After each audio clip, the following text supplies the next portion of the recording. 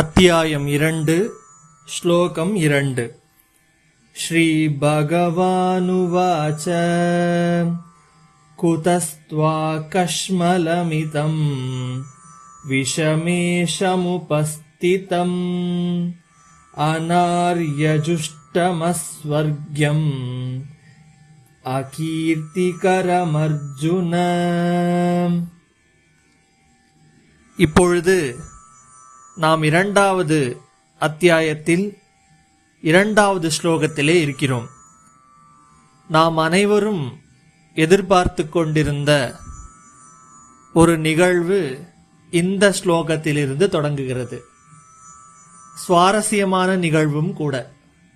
அப்படி என்ன அது? பகவான் இந்த ஸ்லோகத்திலிருந்து தன் திருவாய் மலர்ந்து கீதையை வெளியிடப் போகிறார். ஒரு மனிதன் மோட்சத்திற்கு செல்ல வேண்டும், எப்படி செல்வது என்ற ரகசியத்தை வெளியிடப் போகிறார். தன்னை பற்றிய விசேஷ ஞானங்களையும் வெளியிடப் போகிறார். ஒரு பக்தனை பற்றிய விசேஷ ஞானங்களையும் வெளியிடப் போகிறார்.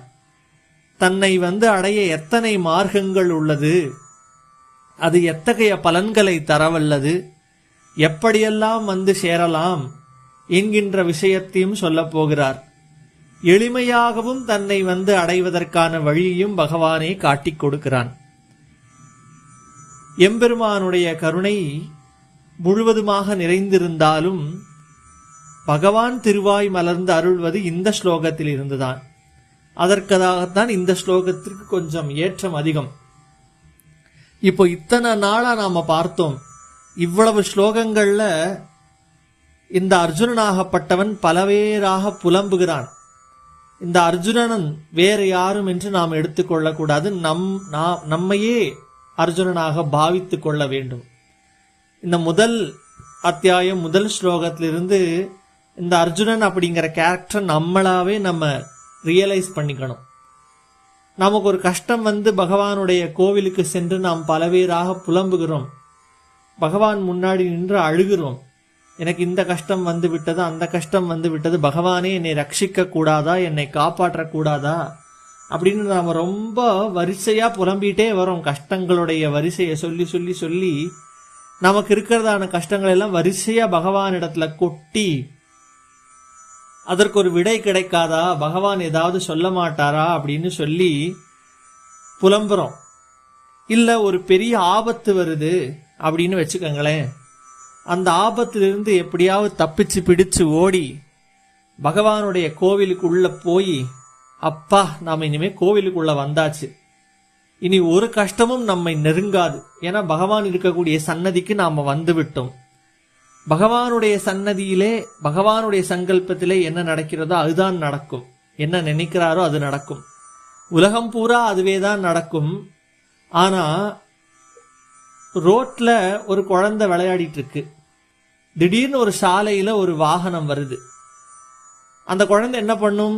பயந்து ஓடி அம்மாவை கட்டிக்கும் இல்லையா? அது போல நமக்கு ஒரு கஷ்டம் வந்துச்சுன்னு சொன்னா அதுல இருந்து தப்பிப்பதற்காக நம்ம ஓடி பிடிச்சு பகவானுடைய சன்னதியை போய் அடையிறோம். அங்க அம்மாவும் அப்பாவும் குருவுமா எல்லாமே பகவானே இருக்கார்.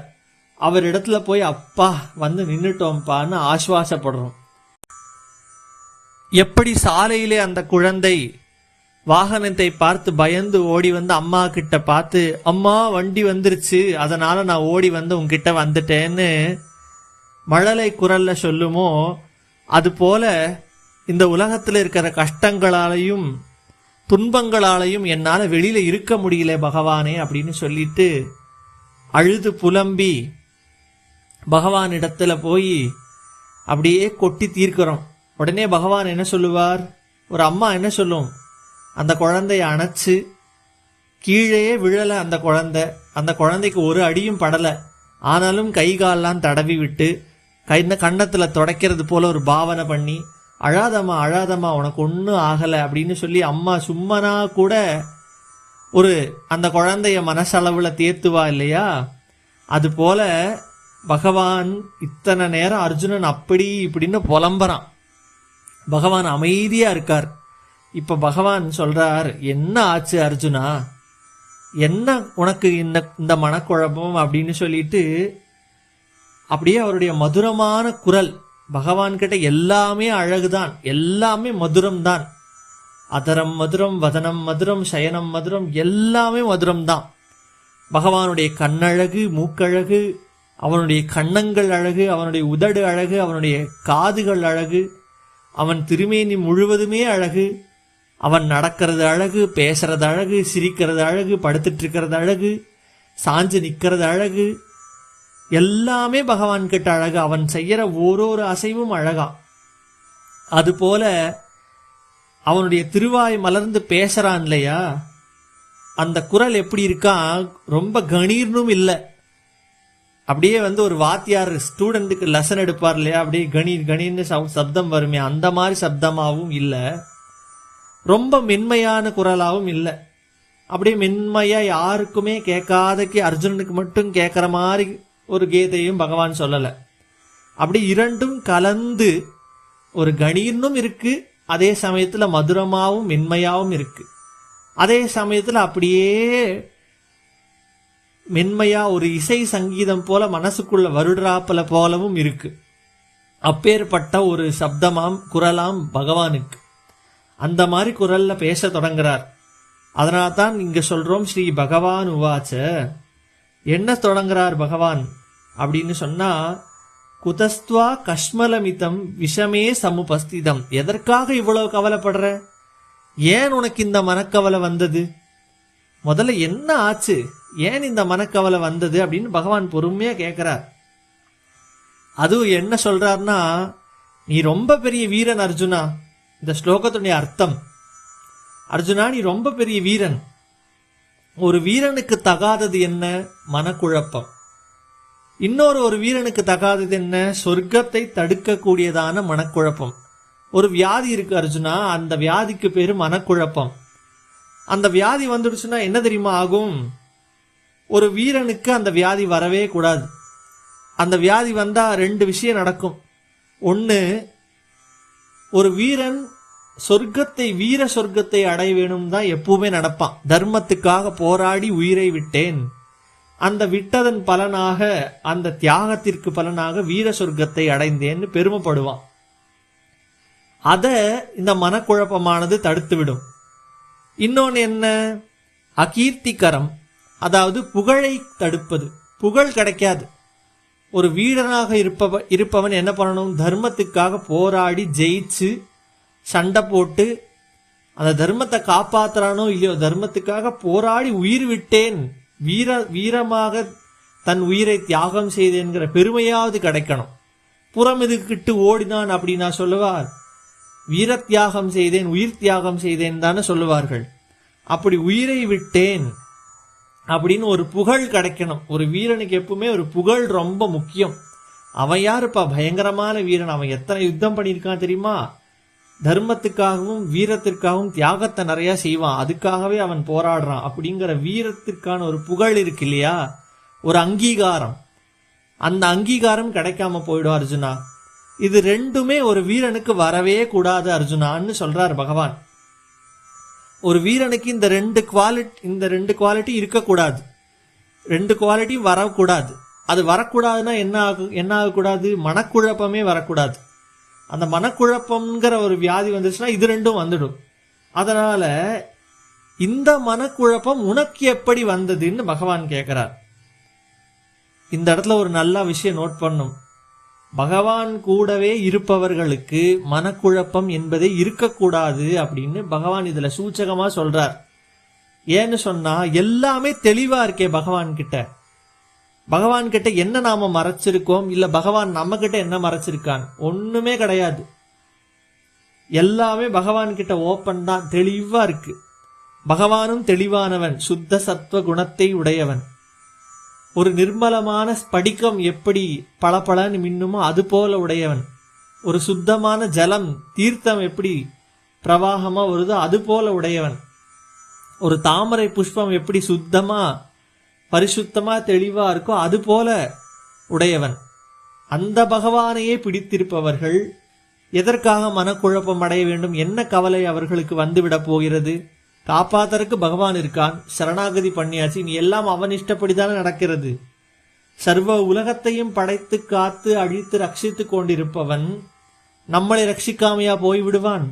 நமக்கு வேண்டும் என்கிறதை கொடுக்காமலா போய்விடுவான்? உலகத்தினுடைய அத்தனை அசைவுகளும் பகவானுடைய அசைவினாலே அசையும் பொழுது நம்முடைய வாழ்க்கை மட்டும் என வேறுமாறாகவா அசையப் போகிறது? ஏதாவது துஷ்டர்கள் வந்து நம்மளை அடித்து விடுவார்களா, கொன்று விடுவார்களா, ஏதாவது நடந்து விடுமா? ஒண்ணுமே கிடையாது. ஸ்ட்ராங்கா இருக்கோமே பகவானை பிடித்திருக்கிறோம் என்று. ஏன் ஸ்ட்ராங்கா இருக்கிறோம்? பிடிச்சிருக்கிறவரே ரொம்ப ஸ்ட்ராங்கு, அவருக்கு மேல ஒரு ஸ்ட்ராங்கும் கிடையாது, எல்லாமே அவர் தான். இந்த இடத்துல பகவான் அப்படிங்கிற சப்தத்துக்கு என்ன அர்த்தம்னா, பரபிரம்ம வஸ்துவான வாசுதேவன் தான் பகவான். ஸ்ரீமன் நாராயணன் ஒருவனே பகவானாம், அவனுக்கு மட்டும்தான் பகவான்கிற சப்தம், வேற யாருக்கும் அந்த சப்தம் கிடையாது. பகவான்கிறவர்கிட்ட என்னென்னலாம் இருக்கணும்? அதீதமான ஞானம், ஞான பரிபூர்த்தி இருக்கணும், பூரணமான ஞானம் இருக்கணும். எந்த விதமான சின்ன புள்ளி கூட கலங்கம் இல்லாத அளவுக்கு பரிபூர்த்தியான ஞானம், அபரிவிதமான சக்தி, இந்த உலகத்து சர்வ உலகங்களுக்கும் இவ்வளவு காரியத்தை செய்யறதுக்கான பரிபூரண சக்தி, அபரிவிதமான பலம், அதுபோல எண்ணற்ற ஐஸ்வர்யங்கள், கணக்கே சொல்ல முடியாத அளவுக்கு ஐஸ்வர்யம், வீரியம். எந்த காரியத்தை எடுத்தாலும் சங்கல்ப சக்தியினாலே நடத்தி முடிச்சுடுவார், நேரா வரணுங்கிற அவசியமே கிடையாது. அதே போல தேஜஸ், ஒளி, அந்த தேஜஸினுடைய சக்தியிலே இந்த உலகமே இயங்கிட்டு இருக்கு, அந்த பவர் சென்டர்லயே. அப்பேற்பட்டவருக்கு தான் பகவான் பேர். அப்பேற்பட்டவன் யாருன்னு கேட்டா ஸ்ரீமன் நாராயணன் ஒருவனே அப்படின்னு சொல்றது விஷ்ணு புராணம். அதுபோல பகவன் அப்படின்னு தானே சொல்றோம். பக அப்படின்னா ஐஸ்வர்யம், தர்மம், புகழ், செல்வம், ஞானம், வைராக்கியம், இதெல்லாம் யாருக்கிட்ட இருக்கோ அவன் தான் ஸ்ரீமன் நாராயணன். அதுக்குத்தான் பக அப்படிங்கிற சப்தம். பகவன் வா இன் அப்படின்னா என்ன அர்த்தம்? யார்கிட்ட எல்லாமே இருக்கோ, எவன் எல்லார்கிட்டையும் இருக்கானோ அவன் தான் பகவானாம். அப்பேற்பட்ட பகவானை பிடித்திருப்பவர்களுக்கு எதற்காக மனக்குழப்பம் வர வேண்டும்? அதான் அர்ஜுனனை பார்த்து கிருஷ்ணன் கேட்கிறான், உனக்கு எப்படிப்பா இந்த மனக்குழப்பம் வந்தது? ஏன்னா நீ என் கூடயே இருக்கியே, என்ன மீறி என்ன இந்த உலகத்தில் நடந்து விட போகிறது? நானல்லவோ எல்லா காரியத்தையும் செவ்வனை நடத்தி வைத்துக் கொண்டிருக்கிறேன், எல்லாத்தையும் நான் தானே பண்றேன், எல்லாமே என் கட்டளைப்படி என்னுடைய சங்கல்பத்தின்படி தானே நடந்துட்டு இருக்கு. அப்படி இருக்கும்போது உனக்கு என்ன மனக்கவலை வந்து விட போகிறது அப்படின்னு கேட்கிறார். அடுத்த சப்தத்துல சொல்றார், இந்த இடத்துல உனக்கு எப்படி வந்தது அப்படின்னு கேட்கிறார். அதாவது போர்க்களத்தின் மத்தியில வந்துதான் இந்த மனக்குழப்பம் வரணுமா? மனக்குழப்பம் அப்படிங்கிறது வரவே கூடாது. அதுவும் பகவானை பிடித்திருப்பவருக்கு மனக்குழப்பம் சுத்தமாகவே வரக்கூடாது. அதுவும் எந்த சுச்சுவேஷன்ல வரக்கூடாது? போருக்கு தயாரா யுத்தம் பண்ண போற இடத்துல மனக்குழப்பம் வரணும்? ஒரு புரோகிதர் யாகம் பண்ணி பூஜை பண்றதுக்காக சங்கல்பம் பண்ணி உட்கார போறார். ஒரு இன்ஜினியர் தன்னுடைய வேலையை தொடங்க போறார். எல்லாரும் தங்கள் வேலையை தொடங்க போறோம். தொடங்க போற சமயத்துக்கு அது மறந்து போயிடுச்சுன்னா என்ன ஆகும்? மனக்குழப்பம் வந்துவிடும் அல்லவா? அது போல பகவான் கேட்கிறானாம், மனக்குழப்பம் வரவே கூடாது. அப்படி வந்தா இவ்வளவு கெடுதல் நடக்கும். அப்படி இருக்கும்போது உனக்கு இந்த இடத்தில் எப்படி மனக்குழப்பம் வந்தது? அது இந்த சரியான டைம்ல எப்படி வந்தது? அந்த குழந்தை அம்மா கிட்ட இருந்து ஓடி சாலையிலே வரக்கூடிய வண்டியை பார்த்து ஓடி வந்து அம்மாவை கட்டிப்பிடித்து கொண்டு அழுகிறது, பயமா இருக்குன்னு. அப்ப அம்மா கேட்கறா, ஏன் பயப்படுற அப்படின்னு கேட்கறா. அடுத்தது என்ன கேட்கறா? உனக்கு எதுக்காக பயம் வரணும்னு கேட்கறா. ஒரு வண்டி வந்து உன்னை இடிச்சிட்டு போற அளவுக்கு அம்மா விட்டுருவாங்களா? உடனே அம்மா போய் காப்பாத்திர மாட்டா அப்படிங்கிற ஒரு அர்த்தம். இன்னொரு அர்த்தம், ஏன் பயப்படணும்? அந்த குழந்தை ஏன் பயப்படணும்? எந்த இடத்துல இருந்தாலும் தைரியமா விளையாட வேண்டியதானே. அம்மாவோட கண் பார்வை ஃபுல்லா அந்த குழந்தை மேலதானே இருக்கும். அப்ப எந்த கெடுதல் வந்தாலும் அம்மா வந்து காப்பாத்திடுவா இல்லையா? அதுதான் சூச்சகமா இந்த ஸ்லோகத்துல பகவான் தன்னைத்தானே கொஞ்சம் கொஞ்சமா வெளியில காட்டிக்க ஆரம்பிக்கிறார்.